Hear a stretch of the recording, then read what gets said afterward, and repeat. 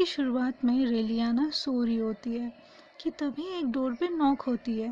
ये दरअसल उसकी मेड होती है जो कहने लगती है कि आपसे कोई मिलने आया है। तब रेलियाना कहती है मुझसे, और फिर सो जाती है। फिर रेलियाना की मेड फिर से आवाज़ देते हुए कहती है कि ये ड्यूक है और आपके मम्मी और पापा भी घर पे नहीं है। इस पर रेलियाना कहने लगती है कि ठीक है, उन्हें लिविंग रूम में ले जाओ। इसके ठीक बाद एक मेड रेलियाना को तैयार करने लगती है और फिर मन ही मन में कहने लगती है कि बस इतना ही तो कहना है कि अगर तुम चाहते हो कि मैं तुम्हारी बदनामी दुनिया के सामने ना करूं, तो तुम्हें बस मेरा रिश्ता ब्रुक के साथ तोड़ने में मदद करनी होगी। दूसरे ही सीन में हम देखते हैं कि ड्यूक रेलियाना का वेट कर रहा होता है कि तभी रेलियाना दरवाज़ा खोलकर बाहर आ जाती है। ड्यूक रेलियाना से बहुत ही रिस्पेक्टफुली बातें करता है और कहने लगता है कि आगे की बातें मेंशन में होगी, और वहाँ से चला जाता है। अब अगले ही सीन में हम रेलियाना को एक बुक खरीदते हुए देखते हैं। ये कॉन्ट्रैक्ट रिलेटेड बुक होती है और रेलियाना इसे इसीलिए खरीदती है ताकि वो एक प्रोफेशनल कॉन्ट्रैक्ट बनाकर ड्यूक के सामने पेश कर सके। फिर हम देखते हैं कि रेलियाना के मॉम और डैड घर वापस आ गए होते हैं। ये साथ ही बैठे होते हैं कि तभी रेलियाना के डैड रेलियाना से कहते हैं कि हमें सुनने में आया है कि ड्यूक यहाँ आए थे। हम ये जानना चाहते हैं कि इतने हाई रैंक वाला इंसान यहाँ क्या करने आया था। इस पर रेलियाना हिचकिचाते हुए कहती है कि ये ब्रुक के बारे में है। मैं चाहती हूँ कि ब्रुक के साथ ये रिश्ता मेरा टूट जाए। अब रेलियाना के डैड थोड़ा कंफ्यूज हो जाते हैं और रेलियाना से पूछने लगते हैं कि क्या तुम ब्रुक से प्यार नहीं करती। इस पर रेलियाना फ़ौरन से इनकार कर देती है और कहने लगती है कि उसने तो सिर्फ अपनी फैमिली के खातिर शादी के लिए हाँ की थी, लेकिन अब वो सिर्फ उसी इंसान से शादी करना चाहती है जिसे वो प्यार करती है। और अब रेलियाना ये सोचने लगती है कि कैसे उसके डैड ने उनकी पूरी ज़िंदगी लगा दी बिज़नेस के खातिर, और अब उसके एक फ़ैसले से उनको बिज़नेस में काफ़ी नुकसान हो सकता है। लेकिन अब होता इसका ऑपोजिट है। रेलियाना के मॉम और डैड कहते हैं कि तुमने हमेशा हमारी बात मानी है, लेकिन हमें बहुत खुशी है कि तुमने कोई फ़ैसला लिया है। वो ये सुनकर काफ़ी हैरान हो जाती है और उसे काफ़ी बुरा भी लगता है ये सोचकर कि वो उनकी असली बेटी तो है ही नहीं, फिर भी वो उसके खातिर इतना बड़ा बिजनेस में नुकसान उठाएंगे। अब सीन शिफ्ट हो जाता है और रेलियाना ड्यूक्स मैंशन पहुंच जाती है, और जैसे ही रेलियाना ड्यूक के सामने पहुंच जाती है, ड्यूक कहने लगते हैं क्यों ना हम सीधे मुद्दे की बात कर लें, तुमने रॉयल शील्ड के बारे में बात की थी। जिस पर रेलियाना कहने लगती है हाँ, रॉयल शील्ड जो कि अब तक नहीं मिली, और तुम्हें ये अच्छे से पता है कि मैंने तुमसे रॉयल शील्ड के बारे में बात क्यों की, क्योंकि रॉयल शील्ड तुम्हारे पास है। बस ये कहकर रेलियाना अपने मन ही मन सोचने लगती है कि ड्यूक बस दिखावे के लिए ओल्ड नॉवेल्स की मदद कर रहा है, लेकिन बस इसी के कारण ओल्ड नॉवेल्स उस पर शक नहीं करेंगे।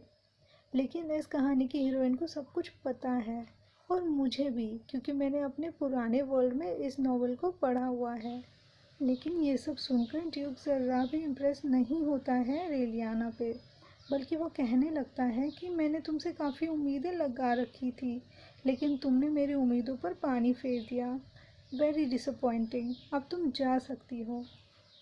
ये सुनकर रेलियाना सोचने लगती है कि इतना कुछ कहने के बावजूद भी ड्यूक इम्प्रेस नहीं हुआ। ठीक है फिर, और वहाँ से धीरे धीरे जाने लगती है। एक्चुअल में रेलियाना को लग रहा होता है कि ड्यूक उसका टेस्ट ले रहा होगा, इसीलिए वो अपने आप को कॉन्फिडेंट दिखाने की कोशिश करती है, लेकिन अंदर ही अंदर वो बहुत परेशान हो जाती है, और दरवाजे तक पहुँचते पहुँचते वो ये सोचने लगती है कि अब वो करे तो क्या करे। उसी दौरान रेलियाना को याद आता है कि उसने एक चेस बोर्ड देखा था जब वो ड्यूक से बातें कर रही थी। उस चेस बोर्ड के सारे चेस पीसेस वहाँ मौजूद थे, लेकिन सिर्फ एक किंग का चेस पीस ही ऐसा था जो कि गेम में रख दिया गया था, और यही किंगडम ऑफ चमास के करंट हालात थे। बस यही काफ़ी था। रेलियाना सिचुएशन समझ जाती है। अब रेलियाना ड्यूक से कहने लगती है क्यों ना आप वो स्पेशल पीस को राइट में रख दे, ऐसा करने से गेल फैमिली आपके कब्जे में आ जाएगी, क्योंकि जो अगला बंदा गेल फैमिली पे रूल करेगा वो उनका बड़ा बेटा वेल्डर नहीं बल्कि उनका दूसरा बेटा हेलिसन होगा। और वो इसीलिए क्योंकि हेलिसन वो आर्मी के लिए काम करता है जो सिटीज़न के हक में बनाई गई है, और वो किंगडम की आर्मी पे भी भारी पड़ सकता है, जो कि सबको पता है। और ये भी माना जा सकता है कि आजकल वो बहुत पावर में है। इसमें जो कहते हैं कि फिर भी हम ऐसा पूरे यकीन से नहीं कह सकते। इस पर रेलियाना मुस्कुराते हुए कहती है कि वक्त के साथ साथ सब पता चल जाएगा। अब इतना कुछ सुनने के बाद ड्यूक रेलियाना से कहते हैं, रुक जाओ, हमें इस पर बात करनी चाहिए। अब दूसरे ही पल हम देखते हैं कि रेलियाना ने अपने सारे कॉन्ट्रैक्ट के पेपर्स ड्यूक के सामने रख दिए होते हैं। उन कॉन्ट्रैक्ट के पेपर्स को देखते हुए ड्यूक कहते हैं, अच्छा, तो हमें तुम्हारे फियांसे बनने का नाटक करना होगा, लेकिन इससे पहले तुम्हें हमें सच्चाई बतानी होगी। अब ना चाहते हुए भी रेलियाना को कहना पड़ता है कि इन्फॉर्मेशन के मुताबिक ब्रुक मेरी जान लेना चाहता है। इस पर ड्यूक कहने लगते हैं कि इन्फॉर्मेशन तुम्हें वहीं से मिली थी जहां से रॉयल शील्ड के बारे में पता चला था। इस पर रेलियाना कहती है, हाँ, दरअसल ऐसी कोई बात नहीं होती है।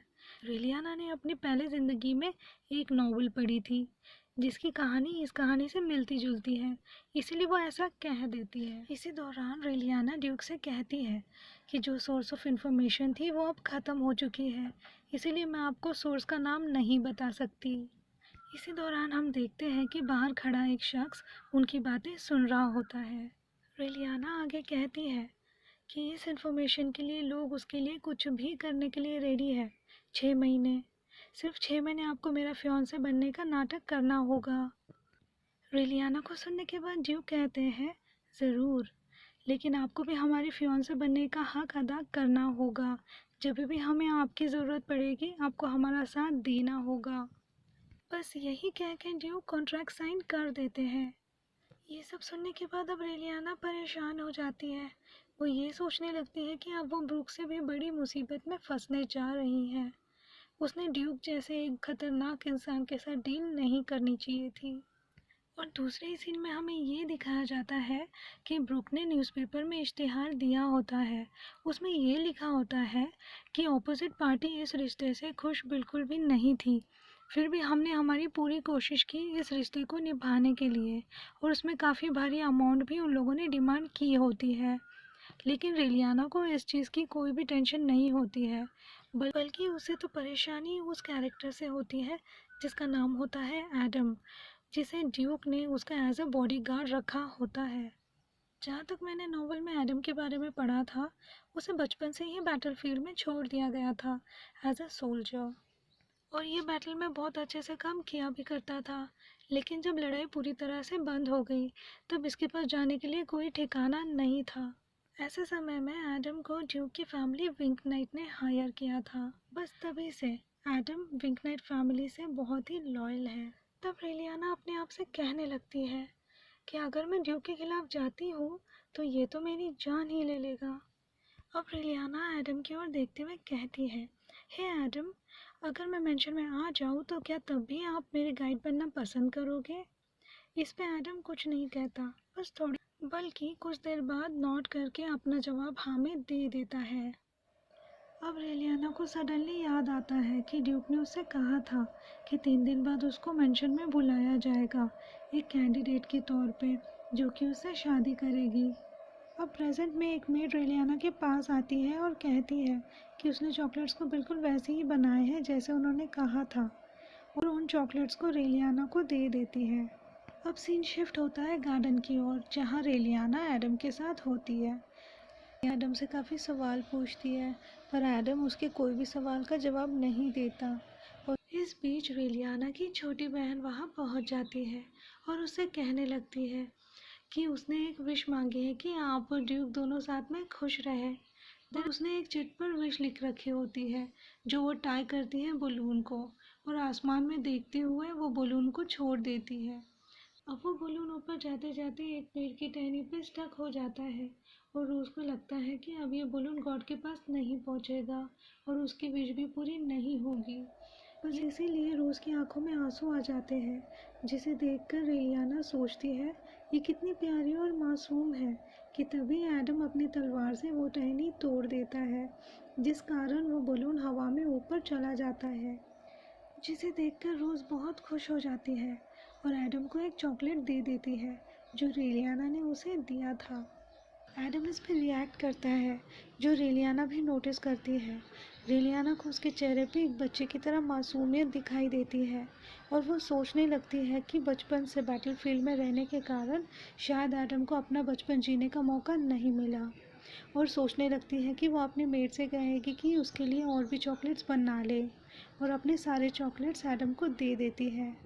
और बस अगले ही समय में हमें दिखाया जाता है कि रेलियाना ड्यूक मैंशन पहुंच गई है, और बस यहीं पे हमारा एपिसोड ख़त्म होता है।